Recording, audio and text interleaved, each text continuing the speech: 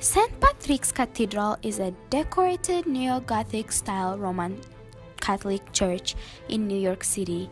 It is located on the east side of 5th Avenue between 50th and 51st Streets in Midtown Manhattan, directly across the street from Rockefeller Center and specifically facing the Atlas statue.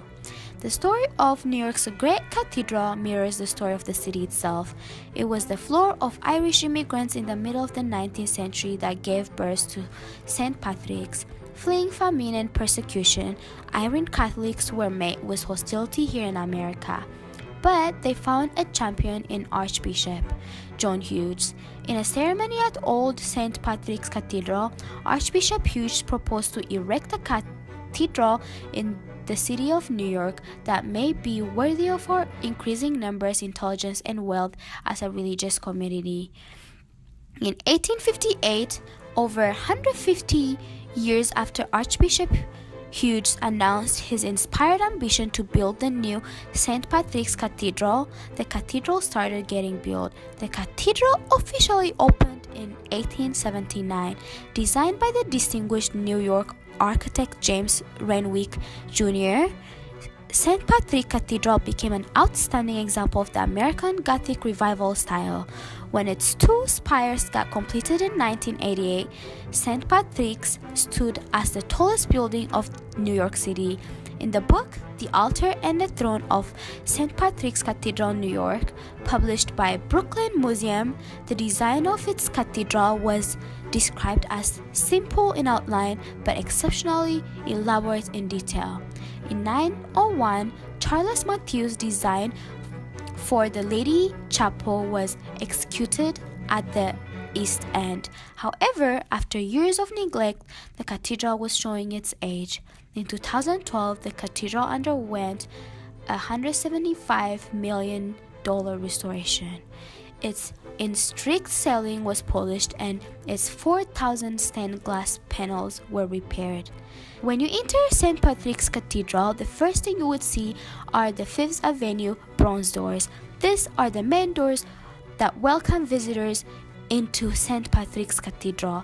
Each doors weigh 9,280 pounds. Surprisingly, they are so well balanced that they can be opened by a single person. Carved into their facades are the figures of holy men and women. As you keep walking straight the cathedral, you will reach the main sanctuary. The sanctuary has undergone many changes since the cathedral opened in 1979. Beginning in 1927, the original altar was removed and part of it was installed at Fordham University Church on the Bronx campus. The sanctuary was also raised and extended to a length of 76 feet. To the right of the main sanctuary is the Altar of Sacred Heart, the painting of Our Lady.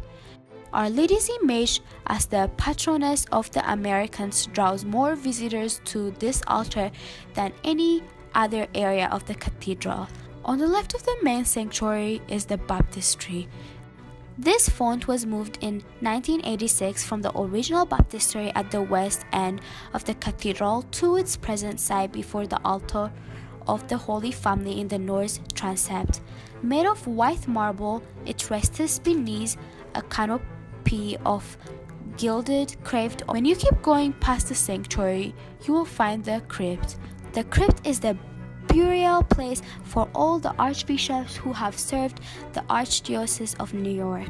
Right past the crypt is the Lady Chapel. The Lady Chapel was planned for the cathedral by its architect James Renwick Jr., but he was not able to execute it.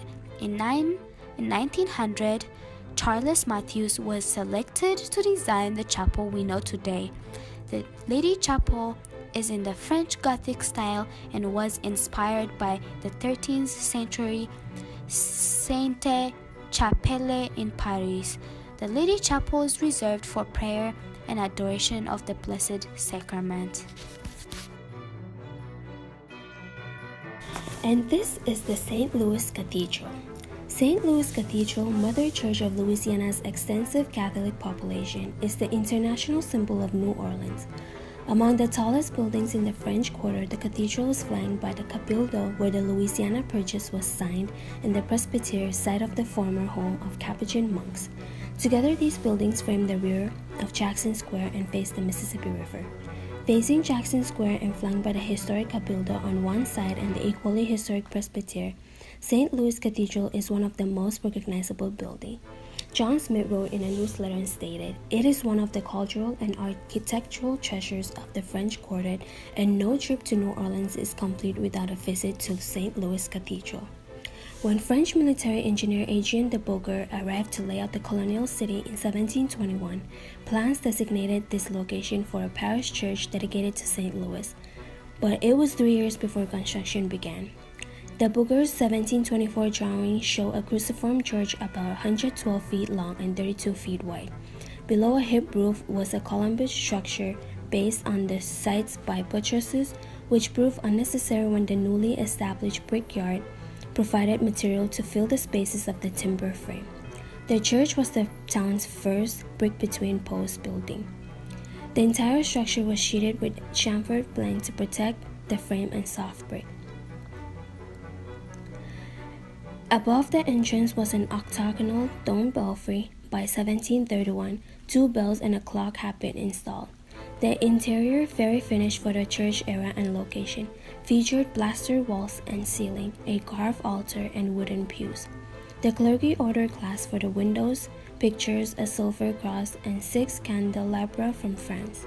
The rear of the cathedral is the St. Anthony Garden, dominated by a statue of Jesus with his arms upraised.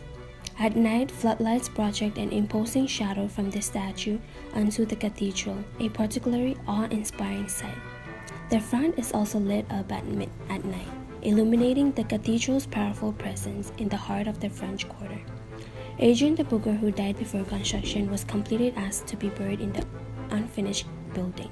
The original building stood on the site for 6 decades before it burned in the Great Fire in 1788. The new church was rebuilt on the same site and dedicated on Christmas Eve, 1794, as the Cathedral of the Diocese of Louisiana and the Floridas. The church was rebuilt in 1850, incorporating very little of the brick and mortar of the previous building. The reconstruction served to bring the church into size and form with the surrounding buildings. The cathedral suffered hurricane damage in 1915 and again in 2005, when a roof leak resulted in damage to the pipe organ. Although this is a Catholic house of worship, the rich history and beautiful design of St. Louis Cathedral appeals to visitors of all faiths and nationalities. The interior is open for self-guided tours when masses and other functions such as weddings or funerals are not going on. The stained glass windows and paintings in the church are extraordinary works of art, as is the Rococo-style gilded altar that graces the front of the church. In a book titled Meet Me in St. Louis by Jacoby Garrett, Paula M. Day stated, "The cathedral is not only a tourist destination, it is also a special place of worship with masses held daily."